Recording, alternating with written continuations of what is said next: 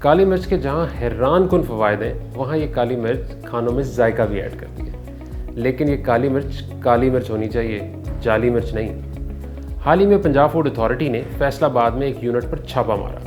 آئیے جانیے اس چھاپے کا حال A D G operations P F A کی زبانی۔ فیصل آباد میں نے کوئی چند دن پہلے ایک نوٹس کیا، وہ اتنا بڑا انسیڈنٹ ہے، میری بھی سروس میں پہلی دفعہ، کہ جعلی کالی مرچ بنا رہے ہیں۔ اچھا، وہ ویڈیو میں آپ سے شیئر کروں گا کہ اس میں یہ ہے کہ پلاسٹر آف پیرس اور آٹا ملا کے اس کے پہلے وہ کالی مرچ کی طرح کا اس کی مطلب حیت بنا رہے ہیں، پھر اس کے بعد اس کی مخصوص کلرنگ کر رہے ہیں اور اس کے بعد اس کو مکس کریں گے اصل مرچ کے ساتھ۔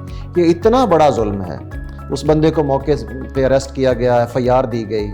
اب ہمارا رول جو ہے پنجاب فوڈ اتھارٹی کا یہاں ختم ہو جاتا ہے۔ اس کے بعد 3 محکموں کا بڑا امپورٹنٹ رول ہے، پولیس کا، پروسیکیوشن ڈپارٹمنٹ کا اور جوڈیشری کا۔ اگر تینوں جگہ پہ صحیح طریقے سے اس میٹر کو پروسیکیوٹ کیا گیا اور پروسیڈ کیا گیا، اس بندے کو منطقی سزا ملے گی، اور منطقی سزا ملے گی تو ڈسکرج ہوگا وہ سوسائٹی میں اس طرح کے کام کرنے سے، کیونکہ ہماری صحت سے کھیل رہے ہیں، ہمارے بچوں کی صحت سے کھیل رہے ہیں۔ لیکن اس میں شہریوں کا رول بھی بڑا امپورٹنٹ ہے۔ ابھی ریسنٹلی ہم نے ایک انیشیٹو انٹروڈیوس کروایا ہے کہ وسل بلوئنگ پالیسی۔